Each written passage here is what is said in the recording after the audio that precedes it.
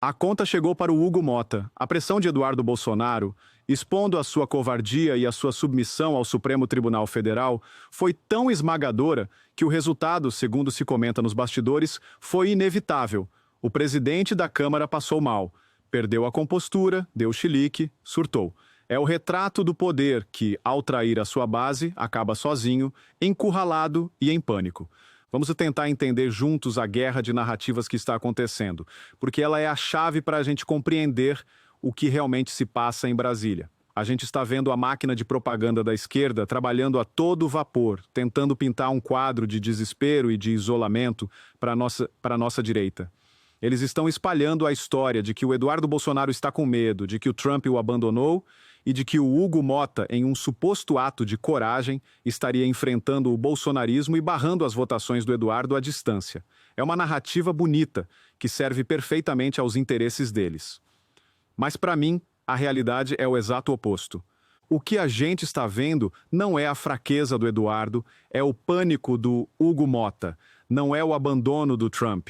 É a intensificação da pressão que está deixando o sistema sem dormir, e o suposto ato de coragem do Hugo Mota de proibir o Eduardo de votar à distância não é força. Na minha opinião, é o chilique de um homem que está perdendo o controle do jogo e tenta, de forma estabanada, tirar do tabuleiro a peça que mais o incomoda. Pensem comigo, o Hugo Mota está sentado na cadeira mais poderosa e, ao mesmo tempo, mais desconfortável do Brasil hoje. Ele é o presidente da Câmara. É ele quem define a pauta, é ele quem tem o poder de colocar em votação as leis que podem mudar os rumos do país, como a anistia ou o fim do foro privilegiado, e ele está sendo esmagado por duas forças gigantescas e opostas. De um lado, ele tem o Supremo Tribunal Federal, com todo o seu poder de intimidação, com os inquéritos, com a caneta que pode destruir carreiras e reputações. Do outro lado, ele tem a pressão da direita, a pressão do povo nas ruas e, principalmente, a pressão internacional que o Eduardo Bolsonaro tem construído de forma brilhante nos Estados Unidos. O Eduardo não está nos Estados Unidos de férias, como a esquerda quer fazer parecer. Ele está em uma missão. Uma missão de ser a nossa voz no centro do poder mundial. Ele está lá dia e noite se reunindo com senadores, com deputados, com a equipe do Trump, mostrando as provas dos abusos, explicando a situação do Brasil. Ele está furando a bolha da grande mídia e mostrando para o mundo a perseguição que a gente vive aqui. E essa pressão está funcionando. A Lei Magnitsky, as tarifas, as matérias críticas na imprensa internacional, tudo isso é fruto desse trabalho. E toda essa pressão externa, toda essa crise na internacional cai no colo de quem? Do Hugo Mota, porque é ele quem pode resolver. É ele quem tem a chave para a anistia, que é a pauta que os americanos veem como o primeiro passo para a pacificação do Brasil. E o que ele faz? Ele enrola, ele procrastina, ele se esconde atrás de desculpas. E por que ele faz isso? Porque ele está com medo, medo do Supremo, medo de virar o próximo alvo. E é nesse contexto que a gente precisa analisar a decisão dele de proibir o Eduardo de votar pelo celular. A desculpa é formal. É burocrática. Mas o que parece ser a verdadeira intenção, para mim, é uma tentativa desesperada de silenciar a principal fonte da pressão que o atormenta. É como se ele pensasse, se eu tirar o mandato do Eduardo por faltas, talvez a pressão diminua. Talvez o Trump o esqueça. Talvez o STF me deixe em paz. É um cálculo pequeno, mesquinho, de quem está pensando na sua própria sobrevivência política e não no futuro do país. É por isso que eu chamo de chilique. Não é uma decisão de um estadista, é a reação de um homem encurralado, e o desespero dele fica ainda mais claro quando a gente vê o próprio Eduardo expondo a situação. O Eduardo, em seu vídeo, não parece nem um pouco intimidado. Pelo contrário, ele questiona com toda a calma, por que os outros deputados podem votar à distância e eu não posso? Eu quero crer que não exista aí uma compactuação com os mandos do Alexandre de Moraes.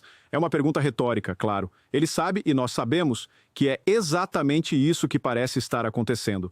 Ele está expondo a suposta covardia e a submissão do presidente da Câmara. Enquanto a esquerda tenta pintar um quadro de um Eduardo acuado, o que a gente vê é um Hugo Mota em pânico. Um homem que, segundo as notícias de bastidores que o Deltan Dallagnol já trouxe, sofre de insônia que se arrepende, que não aguenta a pressão. E agora essa pressão aumentou. Porque ao tentar sabotar o Eduardo, ele se colocou ainda mais no centro da mira. Ele se tornou, para a direita e para os observadores internacionais, o grande obstáculo para a restauração da normalidade no Brasil. Ele se tornou o rosto da omissão, da covardia. E a gente precisa falar sobre a narrativa que a esquerda tenta construir em cima do choro do ex-presidente Bolsonaro. Eles pegam uma imagem de um homem emocionado, um homem que está sendo alvo da maior perseguição política da história deste país, e tentam usar isso como um sinal de fraqueza, né, de derrota. Eles debocham, eles fazem piada. E ao fazerem isso, eles só mostram a própria falta de humanidade. Eles não conseguem entender que aquele choro não é o choro de um político que perdeu o poder.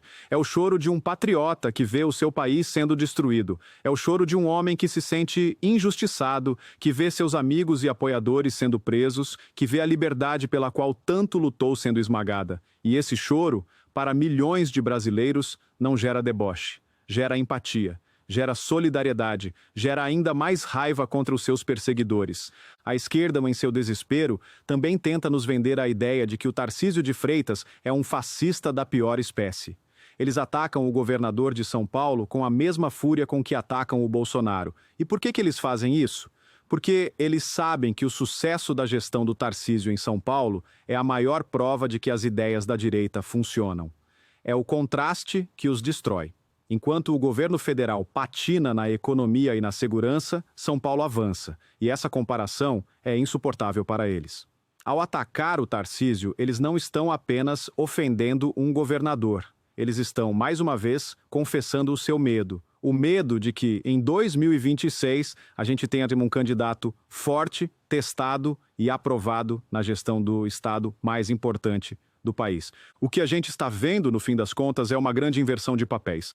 A narrativa que a esquerda tenta vender é a de uma direita acuada, de um Eduardo com medo de ser preso, de um Bolsonaro chorando pela derrota. Mas a realidade, na minha opinião, é a de uma esquerda em pânico. Um presidente que precisa convocar a militância para pressionar o Congresso porque sabe que não tem mais os votos. Um presidente da Câmara que dá chilique e tenta caçar um deputado por medo da pressão que ele exerce. Um partido que precisa rotular qualquer adversário de fascista porque não tem argumentos para debater as suas ideias. A conta, como eu disse no começo, chegou, mas não para o Eduardo. Chegou para o Hugo Mota e para todo o sistema que ele representa.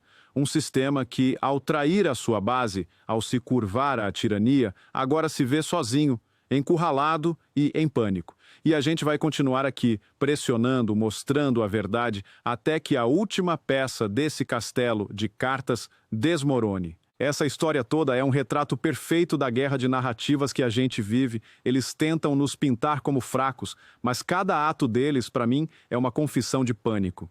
E agora eu quero saber a sua opinião. Você também acha que o Hugo Mota está agindo por medo da pressão do Eduardo Bolsonaro? Você acredita que a esquerda está desesperada com a força da nossa direita? Deixe seu comentário aqui embaixo, vamos conversar sobre isso. Se essa análise te ajudou a enxergar por trás da fumaça da propaganda deles, deixa o seu like e compartilha este vídeo. O Brasil inteiro precisa saber quem é que está com medo de verdade. E se você ainda não faz parte do Orgulho Soberano, agora é a hora. Inscreva-se no canal e ative o sininho porque a gente não vai parar de desmascarar a farsa. Um grande abraço!